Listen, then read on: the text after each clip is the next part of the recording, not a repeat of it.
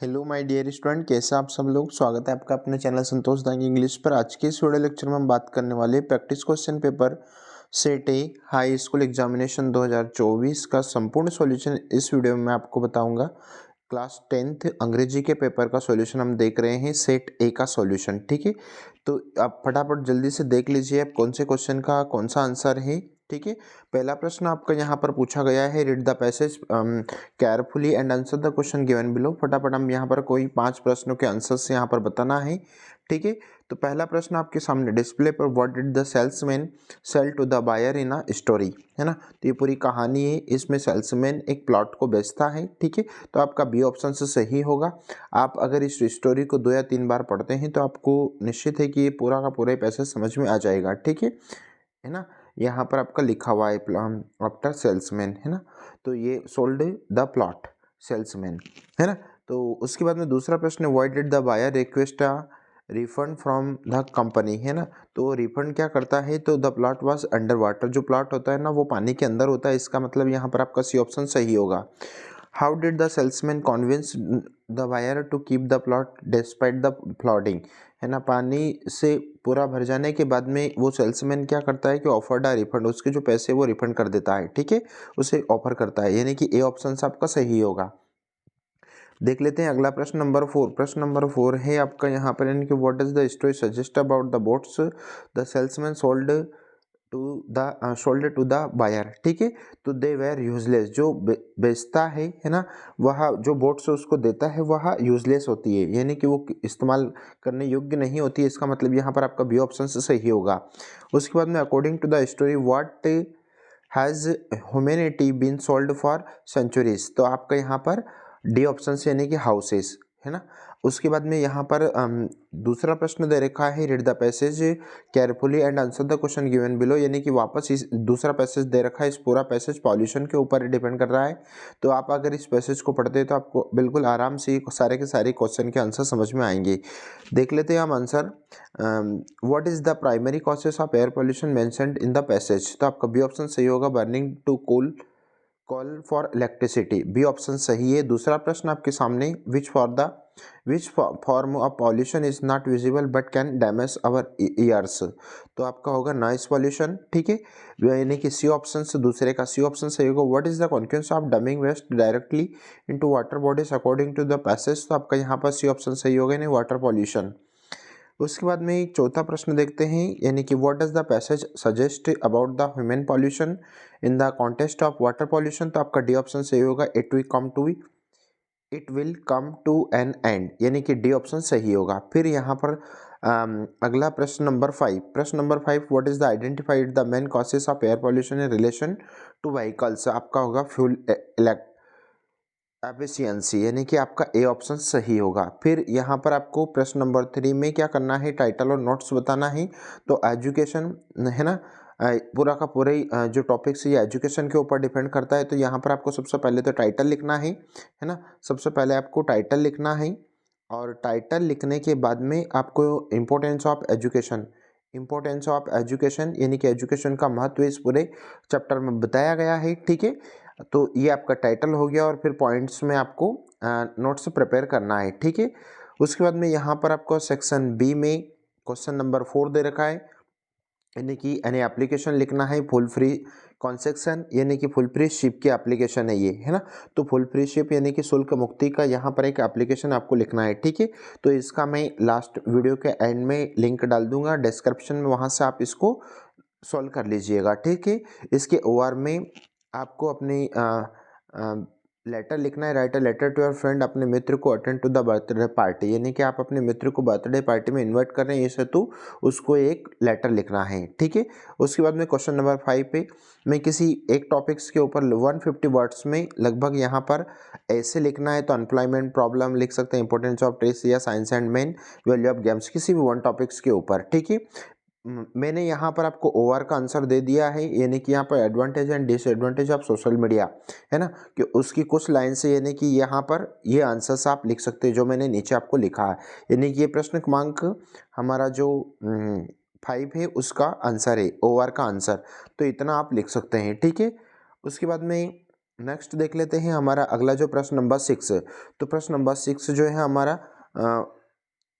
On the basis of the picture given below, जो picture जो दे रखा है नीचे मीन्स ये वाला picture, describe the impact of mobile on student, ये है ना इन लाइफ, यानी कि छात्र जीवन में जो मोबाइल का यूज होता है वो किस प्रकार से प्रभाव डालता है। तो लगभग यहाँ पर मैंने कुछ वर्ड लाइनें यहाँ पर लिख दी है।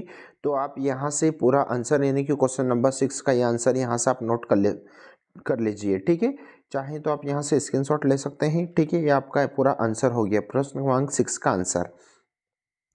आगे बढ़े प्रश्न क्रमांक 7। तो प्रश्न क्रमांक 7 आपका ग्रामर का चैप्टर है पूरा, समझ लीजिएगा इसको। पहला प्रश्न में आपका आर्टिकल का प्रश्न है। तो यहाँ पर MLA जैसे आप लिखते हैं तो इसमें पहले में आपका एन आर्टिकल आ जाएगा, ठीक है। क्योंकि हम जैसे ही एम लिखते हैं तो एम हमारा स्वर है और स्वर के साथ में हमेशा एन आर्टिकल का यूज़ होता है। उसके बाद में हिज ग्रैंड मदर डाइड।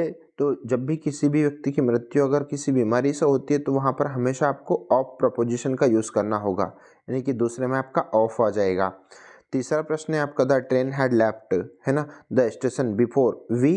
तो यहाँ पर आपका जो सेंटेंस है इसमें आपका द ट्रेन हैड लेफ्ट, तो बिफोर वी, हमारे पहुँचने से पहले वहाँ पर से ट्रेन छूट चुकी थी। तो यहाँ पर आपका रिच्ड V2 हो जाएगा, यानी कि ठीक है। उसके बाद में यहाँ पर चौथा प्रश्न देखेंगे, walk carefully you will fall down, है ना। तो वॉक केयरफुली अन्यथा आप नीचे गिर जाएंगे, है ना। तो यहाँ पर आपका एंड आंसर आ जाएगा। उसके बाद में देख लेते हैं there are flowers in the garden. तो यहाँ पर there are flowers in the garden, तो यहाँ पर आपका जो सेंटेंस है इसमें मैनी आ जाएगा, ठीक है। उसके बाद में अगला प्रश्न नंबर 6 है, we to respect our elders. तो यहाँ पर आपका हो जाएगा we must to respect our elders. उसके बाद में यहाँ पर डू इज डायरेक्टेड देख लेते हैं, यानी कि प्रश्न क्रमांक 8 है आपका, यानी कि यहाँ पर आपको इफ और अनलेस का यूज़ करना है। तो पहले आप तो यहाँ पर अनलेस हटाना है और उसके स्थान पर इफ लगाना है, और इफ के बाद में ही सब्जेक्ट यही रखेंगे और सेंटेंस में डज नॉट लगाएंगे, डज नॉट, और फिर इनवाइट से एस हटा देंगे, ठीक है, एस हटा देंगे। पूरा आंसर सुन लीजिए, if he does not invite me I want attend the party, ये आपका पूरा उत्तर बन जाएगा, ठीक है। उसके बाद में दूसरा प्रश्न देख लीजिए। दूसरा प्रश्न है आपका दे हैव मेड इट, इसको आपको पास्ट कंटिन्यूस में चेंज करना है। तो यहाँ पर दे आपका सब्जेक्ट है, पास्ट कंटिन्यूस में अगर आप चेंज करते हैं तो दे के साथ में वेर जुड़ता है पास्ट कंटिन्यूस में, दे वेर, और यहाँ पर making, they were making it, है ना, दे वेर मेकिंग इट, ये आपका पूरा उत्तर बन गया। उसके बाद में यहाँ पर प्रश्न क्रमांक 3 देख लेते हैं। तो प्रश्न क्रमांक 3 में आपको क्या करना होगा, प्रश्न क्रमांक 3 में सबसे पहले टू हटाना है, पहला वाला टू, इसके स्थान पर आपको सो लगाना है। उसके बाद में दूसरा वाला टू हटाएंगे, उसके स्थान पर आपको दैट लगाना है, और दैट के बाद में she can not work, can not work, ये आपको पूरा उत्तर बन जाएगा। पूरा उत्तर सुन लीजिए, she is so tired that she can not work. देख लीजिए अगला प्रश्न, प्रश्न नंबर 4, यानी कि इसको नेगेटिव में चेंज करना है। तो ये पास्ट इंडेफिनिट का सेंटेंस है, अगर आप इसको नेगेटिव में अगर चेंज करेंगे तो he past indefinite, he did not लगाएंगे, ओनली यहाँ पर दो डिड नॉट लगाना है आपको बीच में, कट हिज फिंगर, सिर्फ आपको यहाँ पर इसमें सब्जेक्ट और मैन वर्ब के बीच में डिड नॉट लगाना है, आपका आंसर बन जाएगा। उसके बाद में देख लेते हैं अगला प्रश्न आपका, यानी कि प्रश्न नंबर 5, पैसिव में चेंज करना है। आपका सेंटेंस में इज पेइंग आया है, मतलब कि ये प्रेजेंट कंटिन्यूस है। अगर आप इसे पैसिव में चेंज करते हैं तो चेस, है ना, इज बिंग पेड बाय अनुज, ये आपका पूरा उत्तर बनेगा। आपका पूरा उत्तर क्या बन रहा है, chess is being paid by Anuj. ठीक है, उसके बाद में अगला प्रश्न है। तो अगले प्रश्न में आपको कंबाइन करना है, हूँ से जोड़ना है। तो आप अगर आप इसका आंसर बनाते हैं तो आपका उत्तर बन जाएगा। सबसे पहले द बॉय ले लेंगे आप, द बॉय हूँ, फिर उसके बाद में मीन्स यहाँ आप समझ सकते हैं, मतलब आपको क्या करना है देखना, द बॉय लिख दिया, फिर उसके बाद में WHO हूँ लगा दिया, ये पूरा लाइन लिख दिया, और इज़ माई बेस्ट फ्रेंड दूसरे सेंटेंस से द बॉय हटा दिया। मतलब पूरा उत्तर क्या बन रहा है, द बॉय हूँ is standing in the corner, लड़का जो कॉर्नर में खड़ा है, इज़ माई बेस्ट फ्रेंड मेरा अच्छा मित्र है। ये आपका पूरा उत्तर बन जाएगा, द बॉय हूँ is standing in the corner is my best friend. ठीक है, फिर अगला देख लेते हैं यहाँ पर प्रश्न नंबर 9। यहाँ पर the dust of snow affected the poet by, तो आपका सी ऑप्शन सही होगा, changing his mood.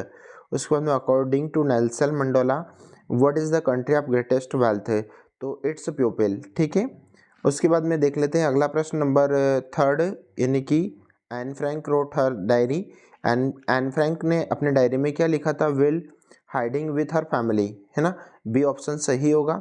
According to Amanda freedom is, तो आपका यहाँ पर स्वीट आ जाएगा, बी ऑप्शन जो। उसके बाद में क्वेश्चन नंबर 10 देख लेते हैं। यहाँ पर पैसेज था, पैसेज पूरा पढ़ने के बाद में आपको आंसर निकालना है। देखते हैं पहला प्रश्न, what happened when the young seagull ran to the brink of the leg, है ना, तो आपका इसमें पहला आंसर सही हो जाएगा, यानी कि बिकम अफ्रेड। उसके बाद में दूसरा प्रश्न, where did the young sleep at night, है ना, यानी कि जो यंग था वो रात्रि में कहाँ सोया था, तो अंडर द लेग, यानी कि बी ऑप्शन से आपका सही होगा। उसके बाद में the word of little, little means छोटा का मतलब आपको बताना है, तो आपका आंसर हो जाएगा स्मॉल, है ना। उसके बाद में इसका बी देख लेते हैं, यानी कि पोयम्स हैं, from which poem have been above lines taken, यानी कि ये जो पोयम्स की जो लाइनें दे रखी है ये कौन से लेसन से ली गई है, तो द बाल पोयम से ली गई है, यानी कि सी ऑप्शन से आपका सही होगा। Who has written this poem, इसको किसने लिखा है, तो इसको कैरोलिन वेल्स ने लिखी है, यानी कि बी ऑप्शन से आपका सही होगा। उसके बाद में what does the word beast, beast का मतलब हो जाएगा इंसेक्ट, है ना। उसके बाद में यहाँ पर आपके ये क्वेश्चन आंसर हैं, तो क्वेश्चन आंसर का मैं पार्ट 2 जल्दी ही आपको सारे क्वेश्चन के प्रोवाइड करवाऊंगा। अगर आपको पार्ट 2 देखना है तो हमें कमेंट बॉक्स में कमेंट करें, और अगर आप चैनल पर पहली बार आए तो प्लीज़ चैनल को लाइक करें, शेयर करें ज़्यादा से ज़्यादा, ताकि जितने भी सारे MP बोर्ड में पढ़ रहे हैं उन सारे के सारे बच्चों को ये इसका फुल सॉल्यूशन मिल सके।